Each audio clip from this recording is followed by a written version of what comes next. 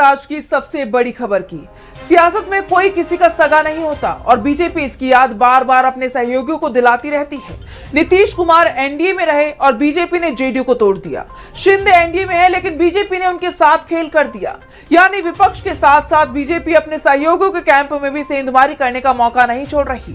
शिंदे जहां उद्धव ठाकरे की पार्टी में सेंधमारी करने की कोशिश कर रहे थे, वहीं बीजेपी ने शिंदे को ही झटका दे दिया है। देखिए रिपोर्ट। महाराष्ट्र की सियासत में इस वक्त तूफान आया हुआ है। एक तरफ उद्धव ठाकरे की शिवसेना के 6 सांसद शिंदे की शिवसेना में शामिल हो गए, वहीं दूसरी तरफ उद्धव के विधायकों में भी सेंधमारी की कोशिश शिंदे गुट की तरफ से की जाने लगी है। लेकिन अब उद्धव ठाकरे पहले से ही सक्रिय हो गए हैं। उन्होंने पार्टी के विधायक और एमएलसी की बैठक बुलाई, जिसमें 3 विधायकों को छोड़कर बाकी के सभी विधायक मौजूद रहे। जो 3 विधायक नहीं पहुंचे, उन्होंने इसके लिए पहले ही उद्धव को कारण बता दिया था। यानी शिवसेना यूबीटी के विधायक पूरी तरह से एकजुट है। वहीं जो सांसद शिंदे गुट में चले गए हैं, उन सांसदों को अयोग्य ठहराने की प्रक्रिया भी उद्धव गुट ने शुरू कर दी है। शिवसेना यूबीटी विधायक आदित्य ठाकरे ने बागी सांसदों और बीजेपी पर हमला बोलते हुए कहा, हम बस इतना कह रहे हैं कि जिन सांसदों ने पाला बदला है और जिन्हें असल में आपने खरीद लिया है, उन्हें इस्तीफा दे देना चाहिए और नए चुनाव में जनता के सामने जाना चाहिए। आइए और हमारे खिलाफ लड़िए। बीजेपी के समर्थन और नेतृत्व के साथ फिर से चुनाव लड़े। हम आपको हराएंगे और बैलेट बॉक्स पर अपनी ताकत साबित करेंगे। हमें भरोसा है क्योंकि हमने लोगों का दिल जीता है। आदित्य ठाकरे ने बागी सांसदों को खुली चुनौती दी है। वैसे मुश्किलें शिंदे की भी कम होती दिखाई नहीं दे रही, क्योंकि बीजेपी ने शिंदे के गढ़ में ही सेंधमारी कर दी है। महाराष्ट्र में हुए एमएलसी चुनाव के सभी नतीजे घोषित कर दिए गए हैं और इसमें शिंदे की शिवसेना को करारा झटका लगा है। पार्टी के हाथ से नासिक की सीट फिसल गई है और यहाँ जीत मिली है बीजेपी के बागी उम्मीदवार गोकुल गीते को। गीते खुद नासिक से बीजेपी की टिकट पर चुनाव लड़ने की तैयारी कर रहे थे, लेकिन सीट शिंदे गुट को दे दी गई, जिसके बाद गीते निर्दलीय चुनाव मैदान में उतर गए और जीत भी हासिल कर ली है। इसे शिंदे के लिए दोहरा झटका इसलिए भी कहा जा रहा है क्योंकि पहले बीजेपी ने सीट बंटवारे में शिंदे गुट को दी जाने वाली सीटों की संख्या को आधा किया और फिर जो सीट शिंदे को मिली, वहां भी अपने उम्मीदवार निर्दलीय के रूप में मैदान में उतार दिए। महाराष्ट्र में सियासी उठापटक तेज होती जा रही है तो राम मंदिर चढ़ावा चोरी का मामला गर्माता जा रहा है। इस विवाद की जांच कर रही एसआईटी ने अपनी शुरुआती रिपोर्ट तैयार कर ली है। इस 140 पन्नों की रिपोर्ट के आधार पर कई सेवादारों और 50 से ज्यादा कर्मचारियों की सेवाएं समाप्त होने और उन पर सख्त एक्शन की संभावना जताई जा रही है। तो क्या है राम मंदिर चोरी मामले में नया अपडेट, जानने के लिए देखिए रिपोर्ट। राम मंदिर में चढ़ावा चोरी के मामले को लेकर बीजेपी सरकार की मुश्किलें बढ़ती जा रही हैं। इस पूरे मामले में मंदिर ट्रस्ट के सेक्रेटरी चंपत राय पर काले बादल मंडराने लगे हैं, क्योंकि उनका ड्राइवर टिन्नू यादव एक के बाद एक कई राज खुल रहा है। दावा किया जा रहा है कि एसआईटी की शुरुआती रिपोर्ट में चंपत राय को क्लीन चिट दे दी गई है। रिपोर्ट में कहा गया है कि मंदिर के दान चोरी की चंपत राय को कोई जानकारी नहीं थी। हालांकि इसमें किसी विशेष सेवादार के नाम का जिक्र नहीं है। अब सवाल ये उठ रहे हैं कि आखिर जब चंपत राय के करीबी करोड़ों रुपए बटोर रहे थे, तो चंपत राय को इस खेल की जानकारी क्यों नहीं थी?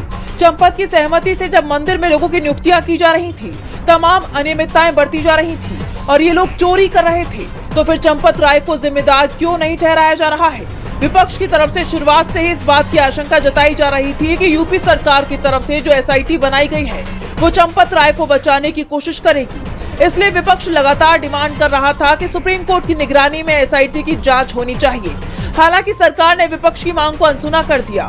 फिलहाल जांच रिपोर्ट को उच्च स्तर पर और पीएमओ को भेज दिया गया है, जिसमें अनियमितताओं, लापरवाही और मंदिर प्रबंधन और ट्रस्ट से जुड़े लोगों की भूमिका को लेकर गंभीर टिप्पणियों का जिक्र है। अभी तक की जांच में ट्रस्ट महासचिव चंपत राय, सदस्य डॉक्टर अनिल मिश्र, व्यवस्थापक गोपाल राव, व्यवस्था से जुड़े रामशंकर यादव, टिन्नू सहित कुल 14 लोगों पर आंच आ सकती है। फिलहाल इस मामले में यूपी कांग्रेस ने 24 जून को पूरे राज्य में विरोध प्रदर्शन करने का ऐलान कर दिया है। राम मंदिर चढ़ावा चोरी मामले की जांच लगातार जारी है तो नीट पेपर लीक को लेकर कॉकरोच जनता पार्टी का प्रदर्शन थमने का नाम नहीं ले रहा। तीसरे दिन भी दिल्ली के जंतर मंतर पर प्रदर्शन जारी है और अब किसानों ने भी सीजेपी को अपना समर्थन देने का ऐलान कर दिया है, जिससे ये प्रदर्शन और ज्यादा तेज होता दिखाई दे रहा है। तो क्या है पूरी खबर, जानेंगे इस रिपोर्ट में। दिल्ली के जंतर मंतर पर शिक्षा की बदहाल व्यवस्था को लेकर कॉकरोच जनता पार्टी का प्रदर्शन जारी है। लगातार तीसरे दिन भी युवाओं ने नीट पेपर लीक के खिलाफ अपनी आवाज बुलंद की और शिक्षा मंत्री धर्मेंद्र प्रधान के इस्तीफे की मांग की। कॉकरोच जनता पार्टी का साफ कहना है कि वो तब तक जंतर मंतर खाली नहीं करेंगे जब तक सरकार जवाबदेही नहीं करती और शिक्षा मंत्री धर्मेंद्र प्रधान इस्तीफा नहीं देते। सीजेपी के लोगों का साफ कहना है कि अगर पीएम मोदी धर्मेंद्र प्रधान से इस्तीफा नहीं ले पा रहे हैं तो उन्हें खुद पीएम की कुर्सी से इस्तीफा दे देना चाहिए। सीजेपी के इस प्रोटेस्ट से मोदी सरकार दबाव में दिखाई दे रही है, टेंशन में नजर आ रही है और अब सरकार की ये टेंशन बढ़ने वाली है क्योंकि अब युवाओं को किसानों का साथ मिलने वाला है। भारतीय किसान यूनियन के चढ़ूनी ग्रुप ने सीजेपी को समर्थन देने का ऐलान कर दिया है। अगर कोई बुरे काम के विरुद्ध आवाज उठाता है, देश को बचाने के लिए कोई आवाज उठाता है तो हम उसके साथ में हैं।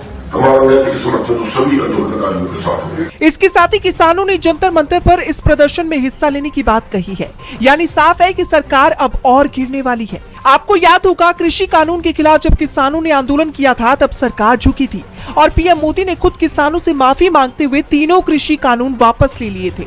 ऐसे में सीजेपी को किसानों का समर्थन मिलना बीजेपी की गले की फांस बन सकता है। इस बीच सीजेपी संस्थापक अभिजीत तिपके की तरफ से प्रशासन पर ये आरोप लगाए गए हैं कि जंतर मंतर पर आने वाले लोगों से पुलिस आधार कार्ड मांग रही है, उनकी इस तरह से जांच कर रही है जैसे कि वो भारत के नागरिक ही नहीं है। मतलब जंतर मंतर को इन्होंने इंडिया पाकिस्तान की बॉर्डर बना दिया है क्या आंदोलन को रोकने के लिए दबाने की कोशिश की जाती है। लोगों के आधार कार्ड ये लोग मांग रहे, क्यों मांग रहे? अगर कोई जंतर मंतर पर आना चाहता है इस देश का नागरिक, आधार कार्ड दिखाने की क्या जरूरत है? सीजेपी के प्रदर्शन को लोगों का समर्थन मिल रहा है, जिससे ये साफ है कि मोदी सरकार के पास धर्मेंद्र प्रधान से इस्तीफा लेने के अलावा कोई और ऑप्शन नहीं बचा। हालांकि ये देखना होगा कि सीजेपी मोदी सरकार को झुकाने में कामयाब होती है या नहीं। मोदी सरकार की मुश्किलें बढ़ती दिखाई दे रही हैं, तो संकट में इस वक्त टीएमसी की बागी नेता भी नजर आ रही हैं। टीएमसी सांसद सौगत रॉय ने बागी सांसदों को लेकर बड़ा बयान दिया है, जिसके बाद उनकी संसद सदस्यता पर संकट गहराता दिखाई दे रहा है। तो क्या चल रहा है बंगाल की सियासत में, जानेंगे इस रिपोर्ट में। पश्चिम बंगाल की राजनीति में उथल पुथल मची हुई है। टीएमसी में बगावत की लहर दौड़ गई है। कई सांसद पार्टी से इस्तीफा दे चुके हैं, जिसे लेकर सियासत गरमाई हुई है।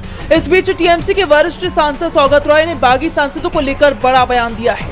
उन्होंने बताया कि लोकसभा स्पीकर ओम बिरला से मुलाकात कर इन सांसदों की सदस्यता रद्द करने की मांग की है। इस दौरान सौगत रॉय के साथ 4 अन्य सांसद भी मौजूद थे। करीब 1 घंटे तक चली इस बातचीत में टीएमसी नेताओं ने बागी सांसदों के कदम को नियम के खिलाफ बताया। सौगत रॉय ने स्पीकर से कहा कि जो सांसद अपनी मर्जी से पार्टी छोड़ते हैं उन्हें कानून के हिसाब से लोकसभा से बाहर कर देना चाहिए। इन बागी सांसदों ने किसी दूसरी पार्टी के साथ विलय के नियमों का पालन नहीं किया है, इसलिए उनके नए गुट को आधिकारिक मान्यता नहीं मिलनी चाहिए। तो वहीं बागी विधायकों के पार्टी के बैंक खातों की जांच की मांग किए जाने के बाद अब टीएमसी ने पलटवार करते हुए बागियों को चौतरफा घेरना भी शुरू कर दिया है। टीएमसी के वरिष्ठ नेता कुणाल घोष ने बागी विधायक संदीप